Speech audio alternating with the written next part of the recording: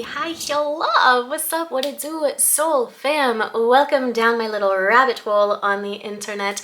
This is K&M Witchery, and I am Kat Nicoletta Monroe, for those of y'all who may not know. Did you miss me? It's been a while. I know. I uploaded 2 videos on this channel and then I freaking ran for the hills. A lot has gone on in my world, mainly internally though. I had a lot of recalibration to do and a massive bout of depression. I'm not even gonna lie to y'all. I have always imagined myself showing up not only to this channel, but in general in my life as the most authentic version of myself that I possibly could be. And that requires so much self-acceptance and you know, so I really went through it. And although I do post on my other channel, so for those of you who don't know, I do a bunch of tarot readings and psychic readings on 2 different channels. One that is more so devoted to divine feminines, and another that is for absolutely everyone, the entire soul fam, where not only I offer y'all pick-a cards and general readings, but I also go on live and I channel you. So if you ever want to kind of get to know how it is that I work and maybe even get a free reading in for yourself, join one of those lives, okay? Because I would love to meet more of y'all. It is just so much fun. So come hang out. It's usually for about like an hour or so that I pop on Saturday and or Sunday. Sometimes I skip a week, but yeah, I show up and it's a lot of fun. So I hope you guys can make it. This is going to be part 2 of what was part 1. What? I did a psychic medium Q&A once upon a time. This is a continuation of that, where we're actually going to be diving into much deeper topics. I had created my little presentation thing a long time ago, so I've actually forgotten like a lot of the questions, but nevertheless, I'm going to sit here and answer them for you. I mean, I think that is pretty self-explanatory. So I do hope that you find it at least entertaining, if not, of course, as educational as you possibly can from the perspective of a psychic medium. Oh, and like and subscribe and do all of the other YouTube-y things, okay? Because I would love to grow the soul fam, okay? Cool. Let's just start. Let's dive in. Question number 1. Can you solve crimes? Who am I, Nancy friggin' Drew? The legal answer to this is absolutely not. 2 reasons. Number 1, it's not at all how it is that I wish to use my abilities. To be able to channel through and connect, especially empathically, somatically, if you will, takes a huge toll on me. To then also intentionally use that to channel in such really crazy things, and I'm keeping it light, would actually, I don't know how I would take that well. It's not a healthy thing, I believe. For me, okay? Number 2, none of this would fly in court. Not only is there not enough psychic evidence to prove where and how it is that I'm able to obtain particular types of information, especially specific information, I could also condemn myself because of there being lack of evidence. For me to, out of thin air, be able to offer up all of this different type of stuff to solve a crime could pose a lot of questions. So no, absolutely not. Maybe things will change in the future. I'm not just speaking for myself, but like generally speaking, there have been past instances where psychics were brought in to help solve some things. I don't really know at the top of my head if that actually even went well, but it's genuinely not something that I would dabble in. I hope that I answered that well enough. Next question. Why not just predict the lottery?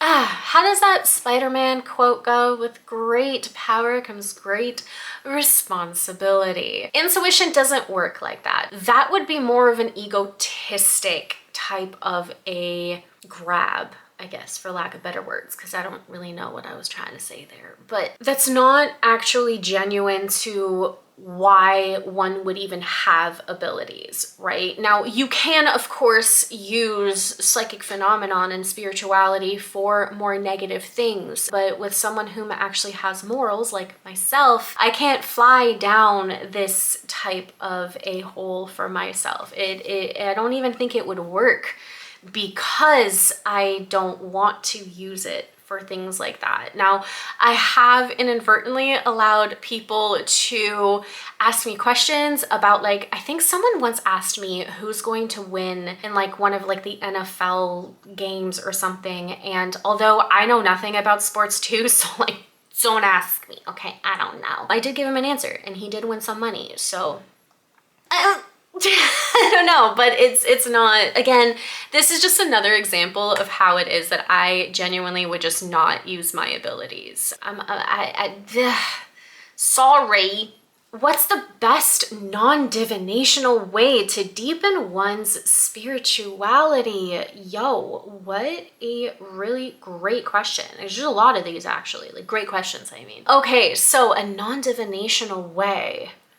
Traveling. I think if you have a greater opportunity to see the world, to meet different types of people and experience cultures, you're able to really broaden your perspective and level of awareness, not only about yourself, but about the world. I think this earth is full of such really wonderful things, as much as there's a lot of ugly stuff going on, okay? There is that much more beauty and wonder and excitement. So I think, yeah, my answer to this would be travel. Yeah, 10 out of 10 recommends. What is your take on microdosing shrooms or ayahuasca ceremonies? Okay, I'm gonna say I'm not educated enough in this. I have never partaken in such ceremonies or experiences. For one, I can get there myself, okay, using my powerful noggin. As a natural psychic medium, I was born this way, so I'm able to hear, to sense, to connect to Mother Nature, to ancestors, to a lot of other types of forces, if you will. So I've never done them. I don't know. When it comes to my take on them, I mean, y'all do whatever it is that you want to do. I think that it does get a little bit dangerous if you are solely dependent on such means, but I do understand that there are some really great benefits that you can get from this, not only on a spiritual sense, but also health-related studies and things like that. So my take is do your research, okay? See what actually works for you, and definitely never, ever, ever feel as though you have to be pressured into something. I've gone my entire life with people actually assuming that I would love it, and it's something that I have to do, not just these kind of drugs, but like kind of any other drugs. I don't know, do I just have that personality? Maybe. At the end of the day, it's not for me, okay? It's just straight up. I have such a heightened sense of intuition and strong relationship with my unconscious mind and my imagination and things like that, that I'm not gonna lie, I'm freaked out about it. I don't know if I would actually have as pleasant of an experience as I do sober and being able to tap in. Now, being able to tap in took a substantial amount of time, okay? It's very possible though. So for those whom want to do them, thumbs up, have fun and be safe. For those who don't, that's cool too. There are interesting ways that you can still heighten your intuitive connection without the use of substance. That's my truth. Next question. As a healer, who heals you? Wow. I wish I could say that I have a therapist right now. I've been hunting for a long time, someone whom is specialized in modalities and topics. They are well informed in things that I require personal assistance on. I hadn't yet found someone that actually really, I guess, works for me, with me, you know what I mean? But I'm still on the search for one, so Maybe one day. But when it comes down to who heals me, not only do I heal myself as a healer, because that is what I genuinely believe a healer is, someone whom heals themselves and then guides others through the process as well. Healing other people, by the way, because I know sometimes people hear healer and they're like, well, you can heal me and you can take all the pain away. Wrong, okay? You can only heal yourself. One can hold space for you, one can offer you the guidance and advice, but you are solely responsible for your own healing. It's like that saying, how does it go? You can bring a horse to a pond, but you can't force it to drink type of a narrative, you know? You can go to the gym and I can tell you what it is to do on which machine, but unless you show up consistently and do it, you're not really going to see many long-term results, right? So when it comes to healing, I do really dive deep into anything that I possibly can to help fix particular types of narratives, diminish limiting beliefs and things like that. And I allow my community to be there to help me too. I have been lucky enough, with the help of my powerful discernment, to really cultivate the right resources and friend groups to help me out. It's taken me a long time to be vulnerable and show up and actually speak out and tell people like, hey, I'm not okay. And that alone has really proven whom is in my corner, and I've been open to receiving the right type of tender love and care, not only in the form of advice, but just having somebody show up for me. That's been proven really pivotal to my healing journey as well. So it's something that I often tell a lot of my clients and my friends, that as much as I show up and I help y'all, you do so much of that for me too. I guess I'm just really blessed, and I love my soul fam. Honestly, it's really nice. So thank you. Next question. Don't you think horror movies are inherently evil? No, I don't. Pardon for laughing. It's a production, okay?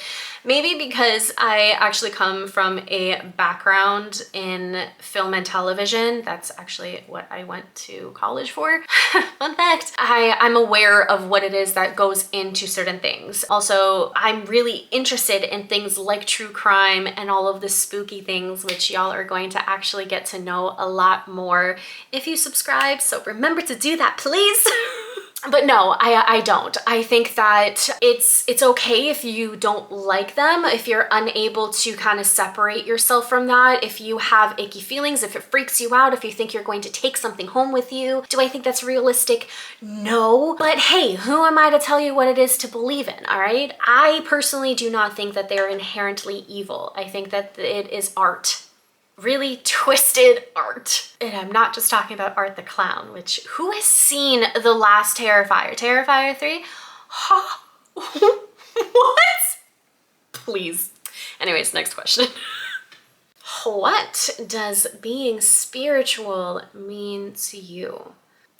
I believe spirituality brings a form of great awareness to your soul and your essence beyond just the body. Now, that being said, I believe that spirituality to me and what it means to embody it is in fact really humbling more of those nuances. It is often said that we are souls having a human experience, but it is in fact through the human experience that we allow the evolution of our soul to take place. I do believe in the premise that our souls fought to be here. When it comes to things like free will on this planet and the ability to heal and to grow and to evolve and change as inherently as required for humanity to really better itself, not only intricately, but just as a society, really allows ourselves to enhance our selves in such an intricate way. I think there's different forms of spirituality as well. I think that some of it, especially through like new age learnings versus like old kind of premises and theories and things like that, it does kind of get a lot divvied up, I guess.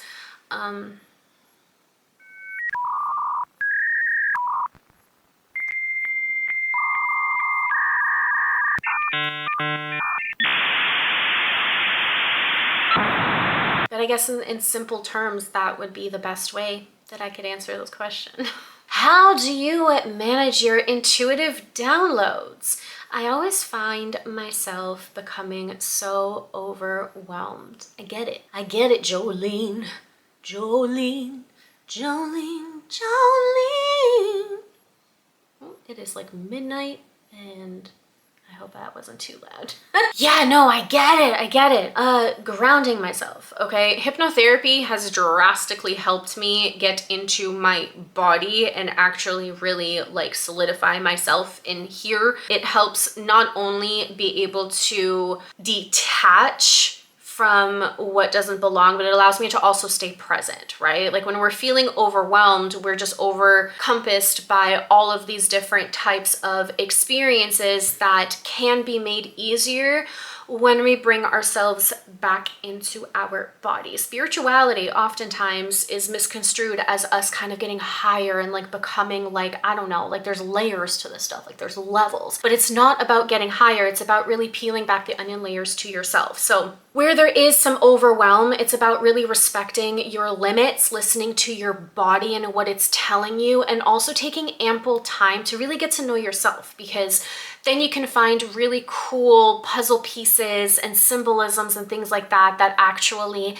help simplify and thus translate particular types of intuitive notions that can really help with that overwhelm and just kind of make it more simplified for yourself. And you can do these things, which by the way, if anyone would ever like some assistance on how to build up on a particular psychic ability or definitely gain a lot more self-control in and around that, I do have a psychic training type of service available. So you can find that at knmwitchery.com. I'd be happy to help a lot of y'all on your intuitive way, because this is like one of like my most exciting things that I do, which I mean, everything is exciting because I really love what it is that I do, but like that in particular, like having y'all like really magnify your power, what? Anyways, yeah, ground yourself. Ground yourself. That's my answer. What's been the most surprising factor about your work/abilities? The most surprising factor. Most surprising factor. Men.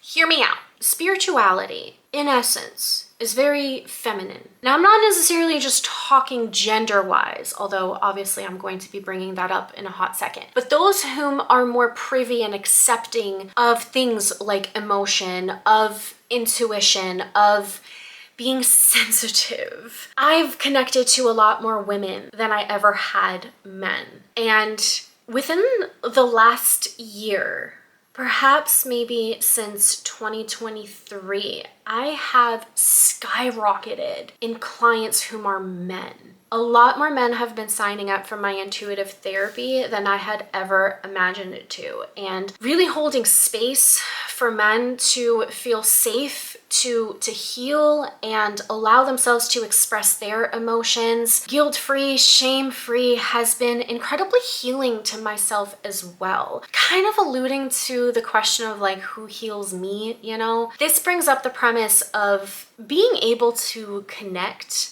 to every single one of y'all really reflects an aspect of myself, right? So in healing y'all, or rather in guiding you towards your healing, heals an aspect of myself as well. And being able to lay to rest a lot of my own masculine-based wounding from my past, from whatever experiences, we're not gonna go into detail, and seeing men willingly say, enough is enough, I want to be a human, not just the narrative of what a man should be. And all of that toxic masculinity and gender war basis kind of just like shuts down. It gets laid to rest. And it's been really beautiful to witness. Like, I am absolutely humbled. So if you are a man tuning in and you would like to maybe dabble into a more intuitive twist on healing using methods like hypnotherapy and neuro-linguistic programming and CBT, because I'm also certified in that too, baby, come talk. Set up a consultation with me, because I do not accept just anybody, okay? I have a really strict regime of who it is that I am willing to work with with, who I can work with. Legally speaking, y'all just gotta know I am not licensed, okay?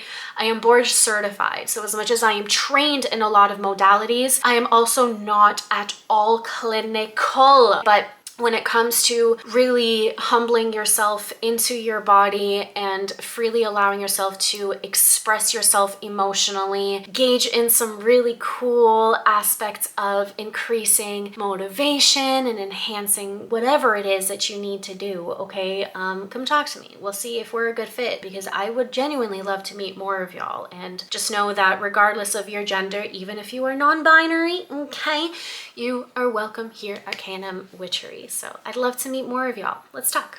Next question. What's a common misconception that you receive about your abilities? I think people make it out to be a lot grander and theatrical than I believe it is. You know, like when I tell you that I am seeing things, I'm not actually seeing it before me, like it's completely obstructing me and you, and it's just like, you know, I don't know, if I'm saying I'm seeing an apple, like I don't see an apple right in front of us, okay? It's kind of like imagined, right? Like my imagination for some reason just kind of pops an apple into perspective as an example. Or when I'm saying I'm hearing things, like it's not something that's coming externally from me, but rather from the inside. It's internal. People often also kind of falsify the overall experience by kind of exaggerating what it really is. I am not superhuman, okay? Being intuitive just means that you have a heightened sense of awareness. And yeah, depending on your relationship with yourself and how it is that you are able to magnetize your reach, if you will,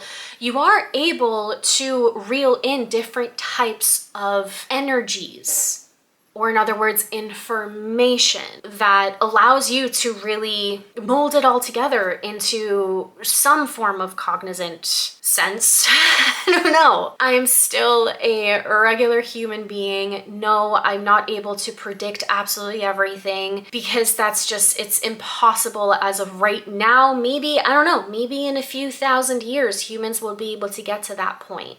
But right now, we're not there. So I'm not at all ever going to like proclaim my abilities as something like completely supernatural when it is incredibly human. It's essentially kind of hypervigilance, if you will. Yeah, like the weird assumptions that I have, or like commentaries about it, like it kind of makes me laugh. It's like, what are you expecting to happen right now? Like I this is real life, okay? Let's just humble that into reality. Thank you very much. All right, let's move on to the next question, shall we? How do you define the twin flame experience, and how does it differ from the typical romanticized perception of it that many experts are claiming it to be? The shade on putting quotes on experts, don't kill me. Listen, there's a bunch of people on the interwebs who actually align with my notion on what twin flames are, okay? So what are they? Do I believe that it's your soul split in two? No, okay? I believe that sells the nuance that you are absolutely incomplete by yourself, whereas you are whole. We are all made up of yin and yang, okay? If we go into traditional Chinese medicine premises, we have both polarities inside of us, okay? Now, there is one that is more maximized or neutralized for us than the other, right? We tend to perhaps move more in a masculine energy or a feminine energy. What that is a long explanation that genuinely will have its own video, to be completely honest. But when it comes to twin flames, that is your soul's recognition of its equal yet opposite core frequency in another. It seems really complicated, I guess.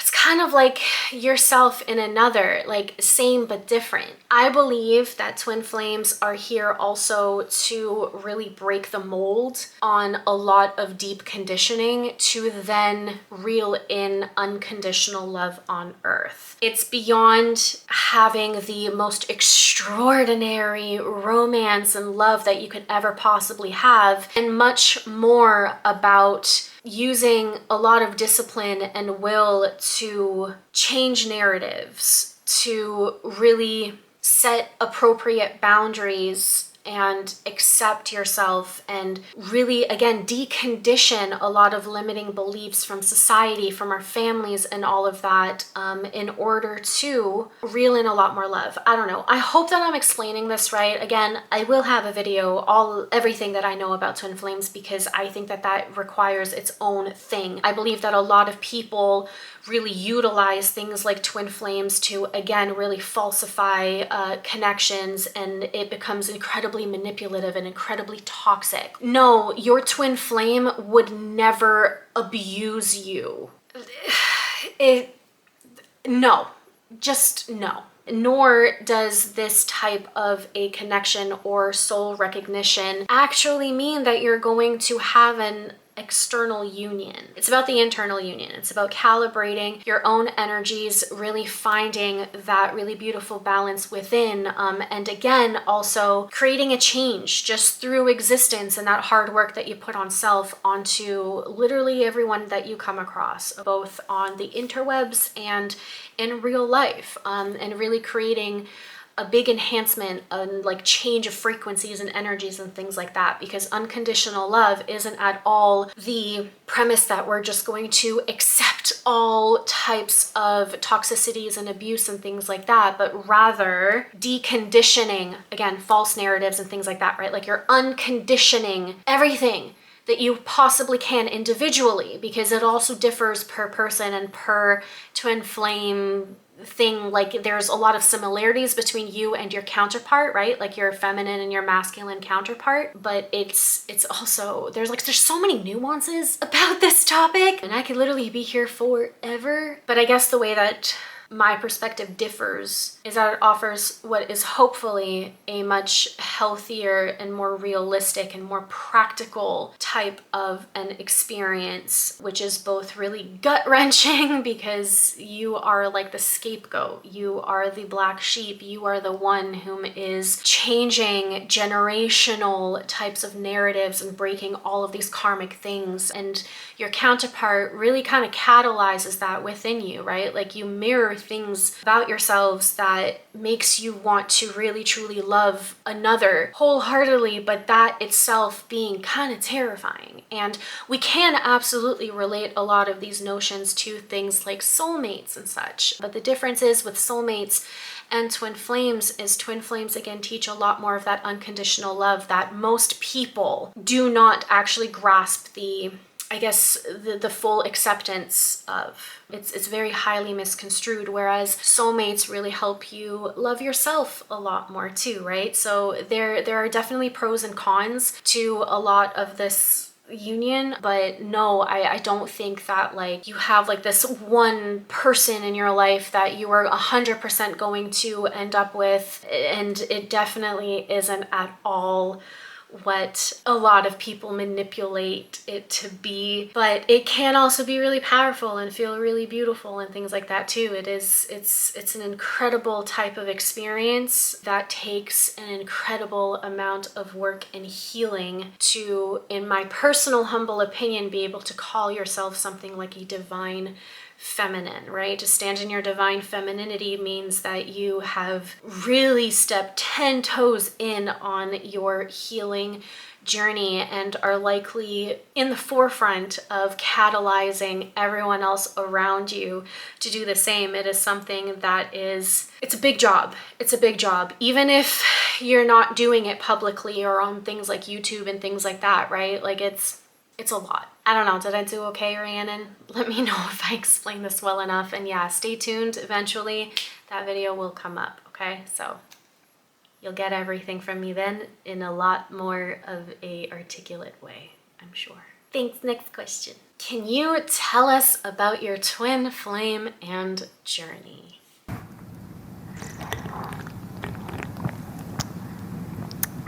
Nope. How do you best interpret the messages you receive through your abilities? Okay, as someone whom has a lot of different clairs, ranging from clairvoyance, claircognizance, clairsentience, clairempathy. I mean, clairaudience. The best way that I do it is what feels safer to me at that time. And it also really truly requires me to be grounded in my body. There is a lot of different frequencies and energies that you pull from like quantum fields and stuff like that, that are not easily logically able to be explained. So it also requires an immense amount of trust in yourself. This is also another reason why I had developed what I call intuitive tick, where, especially if you guys tune into my lives or book a reading with me or anything, my nose tends to start itching. This is something that I had asked my intuition to, I guess, give me a clarifier and verification of sorts that the information that I am putting out is in fact accurate. I start kind of rubbing my nose because it is my unconscious way of interpreting the symbolism as I got it right on the nose, you know, like it's accurate. So I end up kind of like rubbing my nose and things like that. But I hope this answered the question well enough. It's really about being in your body, knowing yourself, and trusting the process. Simple and yet not so simple. It takes some time, but anyone can do this. Moving right along. What do you say to the non-believers? I say, okay. Like, I mean, if someone is intentionally being rude, then I probably have some words. But most of the time, honestly, I just ask them questions. The fact of the matter is everyone believes in something. Even believing in nothing is, in essence, a belief. And I've always been really fascinated in people's frame of minds and different types of psychologies and things like that, right? So I just ask questions, you know? And I never really ever force my beliefs too, because I have been there so many times in my life, especially as someone whom was born psychic, and I've grown up learning to understand what it is to sense certain things, to hear certain things, to see certain things, and it actually coinciding with like true facts, you know, like that was like, what? And people often called me like a liar or told me that it's inherently evil and things like that. I mean, I know how it feels to believe in something and have other people force their opinions on you. So I never do that to other people. Like, I'm so okay with everyone believing in whatever it is that they want to believe in and live their life the way that it is that they want to live it. So long as they're not hurting anybody, I don't care. Like, it's all good. Life goes on. There are many people out there whom do believe it, who do align, who do seek me and my guidance, which is absolutely astounding to me even till this day. Like, what? Wow. Like, what? Anyways, but yeah, I guess I just ask them questions like, what would you say it is, you know? And it's like, why don't you believe in it? I think that that's valid, and it gets to know somebody else too, and really kind of offers a mature type of understanding, I guess, of another. Ooh, how many more questions do we have? We've been here for a while. What is your biggest peeve about being psychic? How do I say this without being disrespectful? When people go out of their way to deem me as something that I am not, a scammer, a grifter, someone who takes advantage of people, it's usually a particular type of religious person that attacks me with their beliefs, and they force feed passages and nuances that I have never believed in because I've experienced things that have been much greater than that. So to say that I am evil, to say that I work with demons and that I'm getting tricked by demons and the devil himself, like, that to me is absolutely ridiculous, and it's offensive not only to myself and my abilities, but to the many people whom I have had the humble privilege to work with, to help heal. I mean, why would the demons and devils or whomever give me this beautiful ability and I'm out here healing people with it? By no means am I claiming myself to be any form of God or deity or anything. Again, I am human. Oh my goodness. But to really question my integrity without even knowing me and just falsifying my truths and my experiences and the experiences of the countless individuals that I have had, again, the privilege to sit in front of and help and make feel better and make a change in their lives it's beyond a peeve. It's disrespectful and it's false and it really needs to friggin' stop, because I don't know what was done to these particular types of people whom find it necessary to judge and attack individuals such as myself for literally just doing the best that they can in their own unique, authentic, brilliant way. Like, why? Why? Did you win?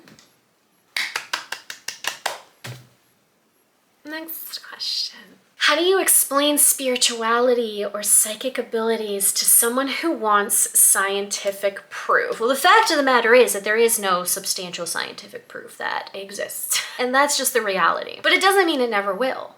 I mean, after all, facts are debunked all the time, right? Things we thought we were 100% certain of are not, such as dinosaurs actually had feathers. Did you know that? I think that's pretty cool. Anyways, I would probably point them more down the direction of like quantum physics or quantum mechanics. Essentially a study that dives into the nature and behavior of matter and energy. There are continuous tried studies and understandings about energy and how it works and how it could be transmuted through belief alone. I believe it's deeper than, you know, the more theatrical nuances that people expect it to be. And for what it's worth, I do genuinely hope that science continues to uncover more, I guess, facts and proof of something that I myself am still till this day really trying to fully understand about myself. I don't know how it is that I'm able to sit in front of someone whom I've never met before, whom, especially the first time, barely says a friggin' word, and I'm able to give them such specificities about their life or about a loved one whom had passed on whom I've never met before. I mean, I'm just a girl with blue hair on the other side of a screen. Hi, hello, and yet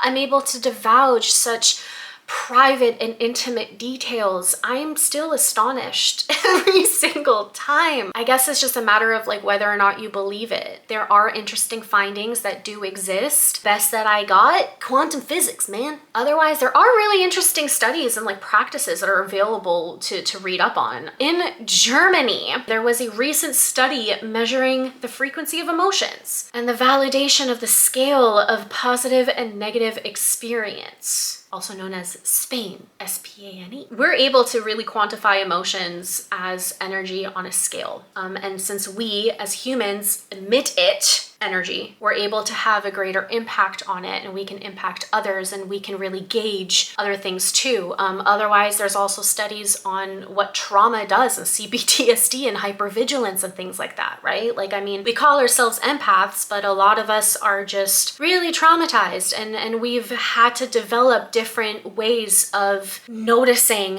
just even the subtleties of a particular person. Can it then be behavioral analysis and like body language? Maybe, but I do believe that there are some more intricacies that studies are still looking to uncover. I do strongly believe in it because I live it every single day of my existence in this lifetime. But yeah, I don't know. I'm sure more things will come up, but this is the best answer I've got so far. What tips would you give someone who wants to become a medium? Great question. Number one, be careful what you wish for. Number two, it's a lot less of what it is that you may think it is. Meaning it's a lot less woo-woo and a lot more learning how to discern and extract energetic information from one point while also being a bridge for a second point, and likely vice versa. Which leads me to point number 3, mediumship. You are a medium, okay? Which means that you are a middle point of communication. So to better understand what mediumship looks like to you, you may have different types of ways of experiencing energy and thus being able to translate it. Some people use things like tarot, which is something that actually allowed me to bridge that gap safely with other people, help other people feel really safe, and help myself feel a lot less crazy and a lot more like accurate, okay? Like it's sometimes our brain just needs something that is tangible. I mean, now I'm just at a point that I have completely lifted off that veil of disbelief, if you will, and I just step into it. I just say, hey, this is what it is that I'm hearing and sensing and feeling, and I'm very confident in my messages, and so far they've been really crazy accurate. Again, like what? But it looks different to every single one of us, right? We're all unique in our own ways and how it is that we tap in. Just know that mediumship is a lot less woo-woo, a lot more humanizing, and a lot more bridging the gap of communication. And you can always book some psychic training with me too, so I can help you uncover your best way of doing it, because again, everyone is so vastly different. If I was to sit here and give you all of the ways on how to do it, more of us would be able to do it. And I think that would be really great, but I think it's also a lot more nuanced and intricate than that per person. Next question. Are you ever scared? I'd be freaked out. LOL. I used to be. When I didn't have like the cognizant understanding of what I'm seeing, how I'm seeing it, and growing up in the 90s, early 2000s, no one really actually allowed this type of conversation to take place. I was always fear-mongered into being quiet because I might end up in some sort of like an insane asylum or something. No one really had a lot of the understandings of why and how, or they completely dismissed it as pish posh and just a wild imagination, or like, I don't know, something. So I guess like not really understanding it is what scared me the most. And there have been certain forms of energetic exchange between myself and spirit that did really freak me out, you know, which is why I have eventually learned in my adulthood and through my spiritual practices and using discernment and actively doing this stuff, I've set particular types of rules with spirit to make it a much safer experience for me and allow me to show up 100% every single time. Sometimes, like, there was one time where my girl Monica and I were walking around Rome, and I like jumped out of nowhere when we were passing by like this opening, if you will, and she was like, what was that? And I'm like, someone was just like standing right there. Like, it freaked me out, like, you know what I mean? So like, I do kind of get like jump scares like that, where like I don't expect someone or something to be there and they are, but like naturally, honestly, I would jump if it was like a regular human sometimes too. Like, I'm just like, oh, like, what was it? It's not something that I am like absolutely terrified of or like cowardly from, because I understand that, because I also have the ability to like turn it off, if you will, right? This isn't something like schizophrenia, which by the way, I'm not fully educated in, but it's not something that I can't shut off or that completely takes over my life or anything like that, right? It's something that I can really detach and separate myself from. Sometimes it does become really overwhelming if I like attempt to like run away or ignore it too much, because it is so much of my essence and so much part of my own purpose. But I think because I now understand it more and have accepted so much of it too, that it's not something that I'm honestly scared of.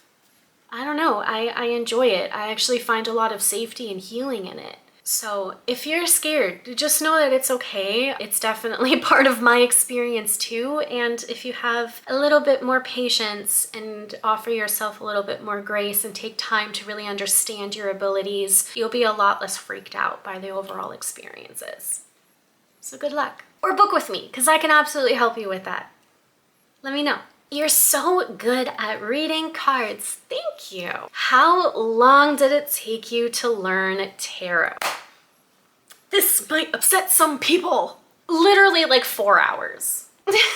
Now here's the thing, okay? I am more of an intuitive reader. Tarot is a tool for me, okay? It's something that I use to put some puzzle pieces together, if you will. The rest really comes from my own intuition, from what I hear, from what I see, from what I sense in any type of regard. It is something that helps me mesh some things and put it together with a lot more clarity. Now, there are traditional readers and people whom have studied tarot intricately, and apparently it's like years long of a process. As interested as I am, I'm not that interested, okay? Like, I know the subtleties of them. I understand the symbolism. And again, I'm able to use my intuition to kind of bring it all back in together. Now, there is going to be a rerun of my intuitive tarot masterclasses. I think there was like 3 or 4 sessions where I've had with a beautiful group where I taught y'all everything that I know about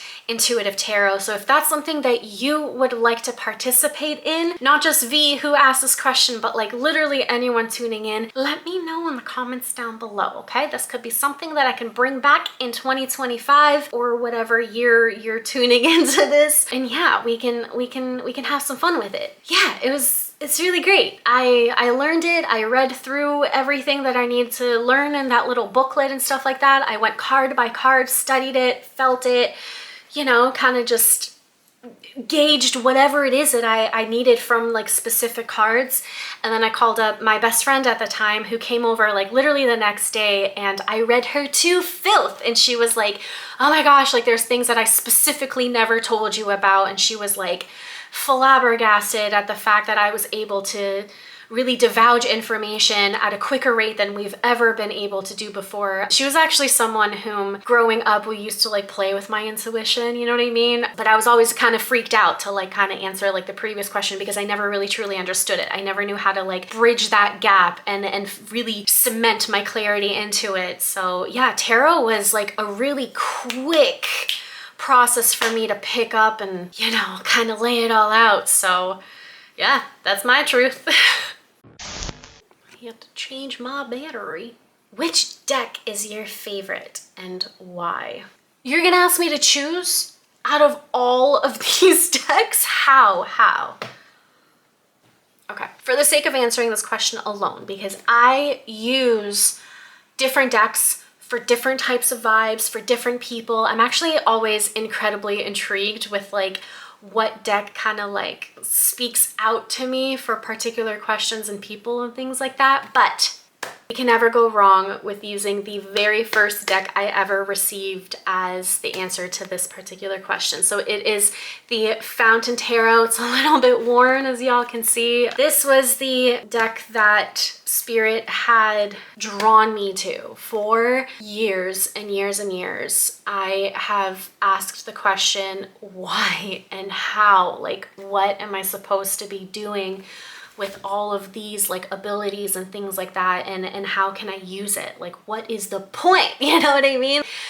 A lot of existential crises went into this, and finally, after so long of me asking, I was on chapters.ca as someone who's like completely obsessed with books and things like that. I mean, it wasn't an uncommon thing. This guy showed up on my screen and Spirit was like, buy it, this is it. And I was like, wait, what? Now, I've been introduced to tarot in my childhood as well. I had readings offered to me and I found them so much fun. Yeah, it was more of an intuitive pull. Like, my intuition was like, here it is. It's time now. You've got it. So I purchased it. I probably got it like the next day or two and immediately jumped in. And well, the rest is answered in the previous question. So yeah, it's my baby right here. Very first one. Wow. And since then it was like history, and like I've grown to a point where I genuinely, for the most part, don't need them. They're just really pretty. I want them and I need you. It's okay. But like this one started it all. That's for sure. As a fortune teller, are you ever wrong? And how do you deal with it if you are? I'm not perfect, okay? never perfect. There's actually many times that I wish I am wrong. There's some times that I do obtain particular types of information that are dark, if you will. They're more warnings of such. Those I want to be wrong on. I will say that I have a very high accuracy rate, not only because my nose itches, but because the way that I offer my responses, if you will, is through practical spiritual means, right? Like I offer advice that actually helps you obtain particular types of outcomes that a client or whomever it is that I am reading is requesting at that time. When it comes to any sort of fortune telling, the biggest aspect that we must take into consideration is free will. So using things like pattern recognition and incorporating that into my fortune telling allows me to more accurately state what has a higher probability of happening. There have been times that there are really specific things that really came to light. There are some things that I got just slightly wrong, but they still happened in a particular way, but maybe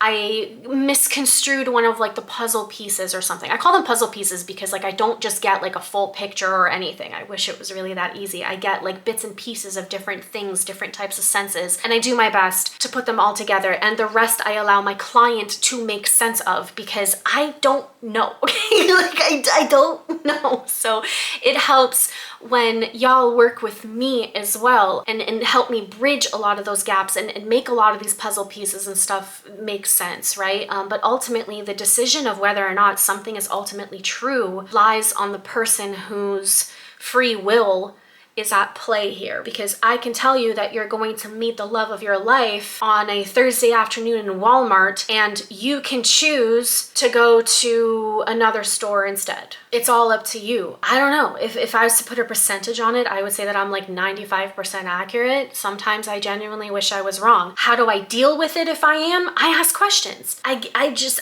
ask questions. I'm like, well, what did happen? Is there some sort of correlation? Was there some sort of a change in free will? Did we choose a different outcome? Did we make a different type of decision and things like that, right? So I just allow my curiosity to kind of fill in those gaps there, but I'm not like having hissy fits or like temper tantrums if I'm wrong, because it's like, oh, I have to be right 100% of the time. Like, no, I don't know.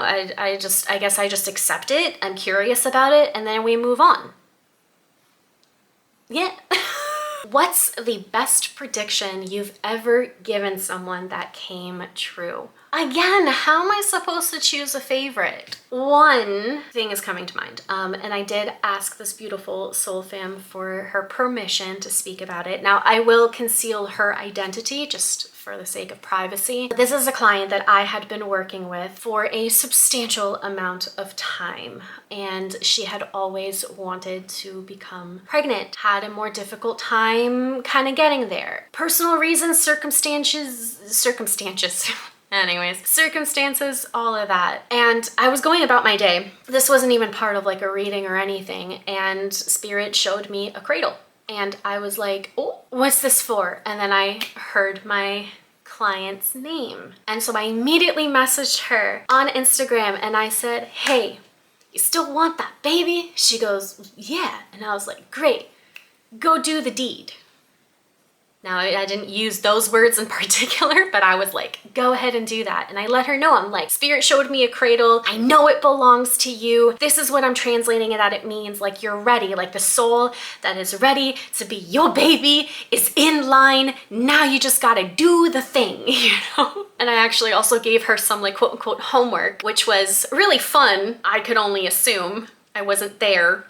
But I did let her know that once that is done, for her to send me a sun emoji.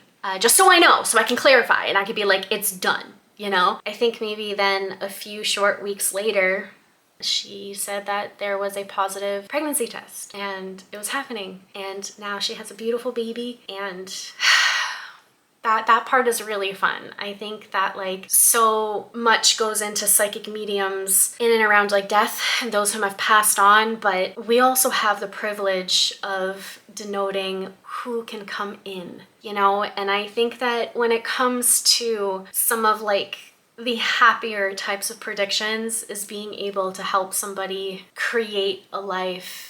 And I mean, I didn't help them, but like I gave them the insight and being like, now, like I don't, it's one of those things where I don't know how it happens, but I'm really genuinely humbled and glad that it does. And it's a beautiful privilege to be able to present somebody with that type of news, and it especially coming true. Yeah, I guess that's one example out of the many success stories that my beautiful clients and patrons have. I mean, I can sit here for like 100 hours and give y'all all of this type of information, but because I definitely abide by confidentiality, I won't. But there are many. Yeah, that was a good one. Is it possible to lose your psychic abilities? No. But it is possible to like dim them or disconnect from them. So if you strengthen your connection to your psychic abilities, what you're ultimately doing is you're strengthening the connection and understanding to yourself. Intuition is incredibly personal. So when you have a personal, healthy, accepting connection with yourself, you broaden the understanding of what it is that your body, mind, and soul is telling you. This also means that it's important to pay closer attention to upholding healthier habits, making sure the food that you eat is good, the people that you spend your time around or in person or online, making sure that the media that you're consuming is more positive, it's uplifting, it's inspiring, it's thought-provoking. Definitely choosing to consume a lot less, if not completely stop, types of like drugs and substances, alcohol, things like that, because ultimately the more self-harmful types of habits that you have long term, it shifts you away from having that sort of connection with yourself, right? Because ultimately what you're doing is you're kind of dimming your own light. So once you have kind of awakened to your overall abilities and you have that awareness, it's really difficult to unsee what has now been seen or disconnect from what has now been understood, or however it is that you connect with such type of quantum information. But it really has to come down to you treating yourself with a lot more tender love and care, and that will allow you to really heighten your sense of self and thus strengthen that connection with your intuition. A healthy mind and body and soul equals a much greater understanding and ability to interpret. The lack thereof, well, that will just do the opposite. Hopefully that answered that question well enough. Oh, this is the last question too. Okay, as a medium, can you explain what happens after we die? This question is a big one. It's a lot more difficult for me to answer this question as different souls experience different types of passageways into transmuting. Now, death isn't an end all. It's exactly that. It's a transmutation of energy, and energy never dies. And this is why I believe studying and doing your best to understand concepts such as quantum physics will allow you to really dive into things like dark matter and energy and things like that, where it can always be tapped into. Now, do I personally believe in like a heaven and hell? No. I believe that that is something that we have allowed ourselves to interpret as like a safety. How am I explaining this properly? Give me a second. I think the concept of like heavens and hells and like what that really looks like is something that allows us as humans to be able to understand something that we have no understanding thereof. I can't sit here and tell you that there is nothing out there, because there is just, it's just energy. It's like the air that we breathe. Like it's the energy that you emit yourself. I mean, did you know that you literally have energy beaming from your heart space that spans outside of your body up to like 3 feet, but you can't see it. It's not tangible, but it's there. Well, unless you are trained and that is one of your intuitive abilities to see things like auras and things like that. It's energy. And even if that energy transmutes itself again, because yes, from where I sit, things like reincarnation absolutely does exist, okay? There's still that bit of energy that we're able to tap into. So even if that soul has passed on yet again and has reincarnated, as it has happened actually for some of my clients, they were looking for a particular type of energy, soul whom has passed on in heaven, you know, and I was like, whoop, they're actually a little boy right now. Like they're here, they're in this realm. You don't know them, but they're there. But I was still able to extract particular types of energetic information that still correlated to that person, because energy never dies. And we as humans have this really beautiful ability to interpret and to use our sense of belief to keep something or someone alive far beyond our ability to prove their existence. And I genuinely hope that science could eventually get there more tangibly, where I can be able to reiterate this type of information in a way that is, I guess, better than me just saying it's just energy.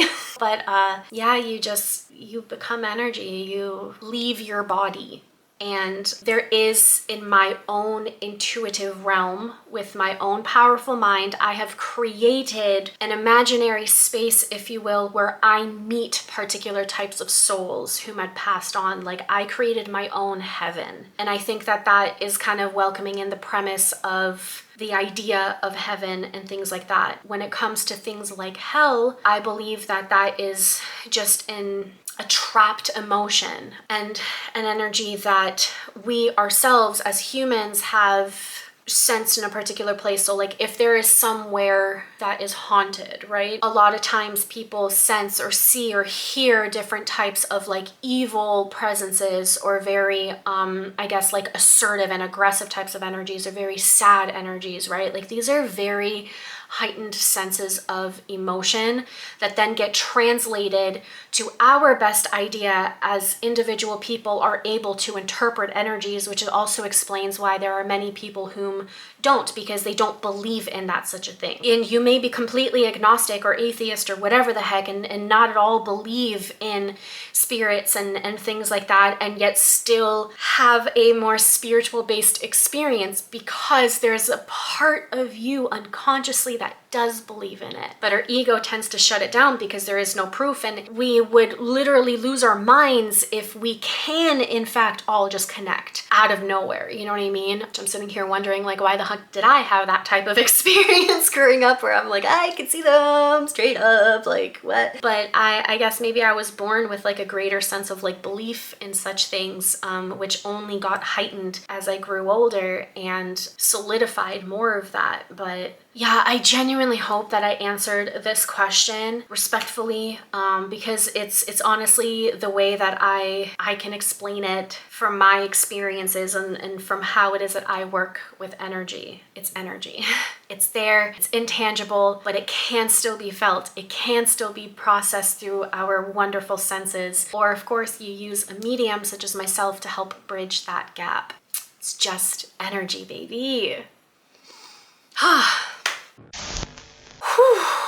Soul fam, this was a wild ride. If you are still here and you have enjoyed this Q&A with me, please give us a like, comment your resonances, your own maybe answers to some of these questions too. I love to hear about your perspectives as well. Are there other psychics out there? Hey, hello, join the soul fam. I would love to meet more of y'all. I'd love to connect with y'all. If you, by the way, ever want to work with me personally, knmwitchery.com is the only place you can book with me, okay? I don't care if there's any dupes and fake people around here berating as me.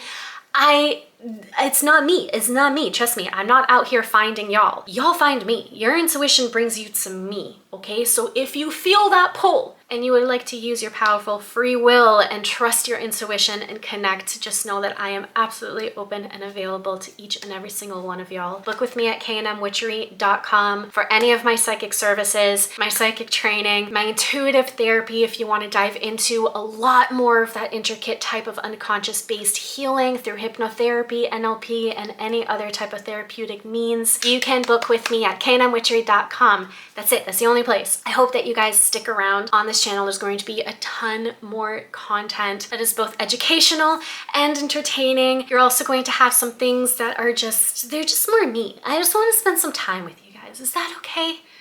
Is that okay? Cool. We'll prove it by subscribing. It would mean a lot to me.